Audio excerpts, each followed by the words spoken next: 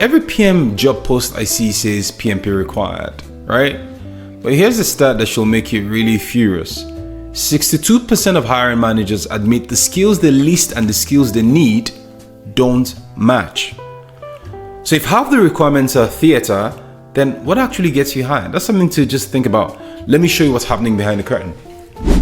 But first, I'm John Nova. I'm co-founder of Javon Technology. I've spent 15 years in several industries: fintech, cybersec, hospitality, payments, agencies, working with hiring teams, building teams, getting hired by teams, and I've seen both sides of the game. As a candidate, I've also stared at job posts with 15 or 20 or 50 requirements, and I'm thinking, oh my God, I'm screwed. As someone who's been in hiring, I've watched HR send me short lists where half the requirements from the post just didn't matter. Here's what people don't talk about. By the time a resume gets to the people making the actual decision, it's gone through such a lot of filters. But those filters, they're not exactly filtering for what we want. They're filtering for what protects the company legally, many times. So what's the result? Many incredible people don't apply because they think they're not qualified. And mediocre people with certifications, right, and alphabet soup, they get, hired because they tick the boxes. So today I'm going to show you what those requirements actually mean, what separate candidates who get offers from those who don't, and how to position yourself so you get past the filters and impress decision makers as well. But first, let me expose the biggest disconnect in PM hiring. Here's the truth about job requirements. They're written by 3 different groups with 3 different goals, and none of them are find the best PM. Well, that's how it pans out. Legal rights to protect the company from discrimination lawsuits, and if they don't list explicit requirements, then somebody may get sued.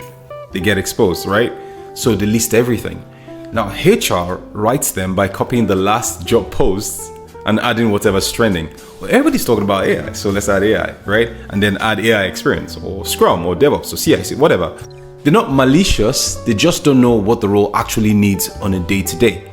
Now, the hiring manager, the person who actually works with you, they often just sign off, right? Without reading carefully because they're often busy putting out fires.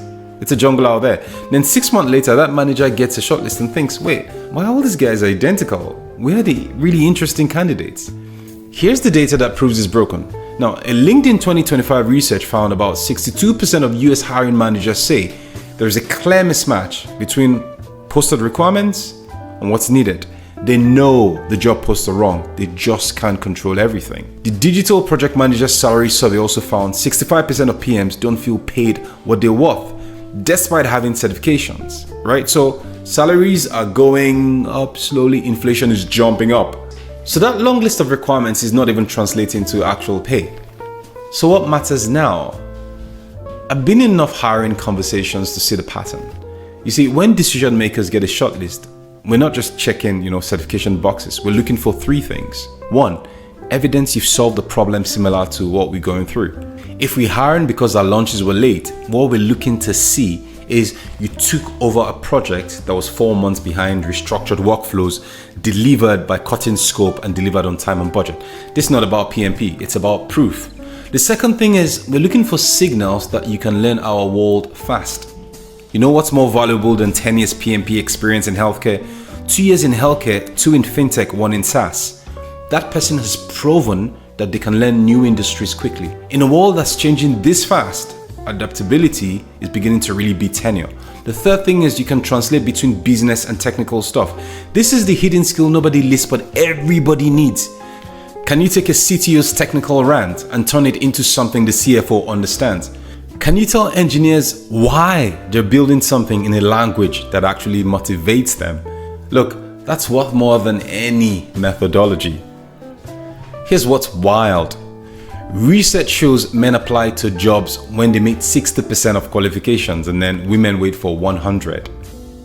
Same hiring rate. Look, decision makers don't expect you to match everything. We know the list is inflated. PMI says there will be 2.3 million PM jobs to fill by 2030. Companies are desperate, but candidates are self-selecting out because they're taking requirements literally. The PMs that are making 6-figure incomes, they're not the ones with the most certifications. They're the ones who ignore the gatekeeping and they show up with evidence, right? They don't think they have to tick every single box in the job description. So here's how you get past filters and impress decision makers. 1. Format your resume for both audiences. Top third, numbers and results that get you past automated filters. You know, all that nice stuff. Reduce deployment time by 67%. You know, saved $240K annually. Led 12-person cross-functional teams. HR and ATS systems, they love that stuff. Then show how with one concrete example that proves you think strategically. 2. Apply at 60% qualification match, not 100. Seriously now. Research proves 60% matches get hired at the same rate as 100% matches. So might as well. Look, requirements are a wish list. They're not a checklist. If you can do the core job and learn the rest fast, then apply. Worst case, they say no, but you applied anyway, right? And the best case is you land the role you thought was out of your league, right? 3. After you apply, find someone at the company on LinkedIn, not necessarily the hiring manager, maybe a project manager already there. And send this really short, sweet note to the person. Hey, I saw you at this company. I just applied for the project manager role. I, did this amazing thing. Is there any advice you can give me on standing out? You just got an internal advocate who might mention you when asked, do you know someone? Stop letting requirements crush you when you can actually crush them. If this shifted in some way how you think about job requirements, I want you to drop 60% in the comment section. And if you want me to show you the exact resume formats that gets past HR filters, right? And I can make decision makers want to interview you, then let me know as well in the comment section. I can make that next if a lot of people are interested. So subscribe, like, it helps me, it helps the channel. And as always, thanks for listening. I'll see you on the next one.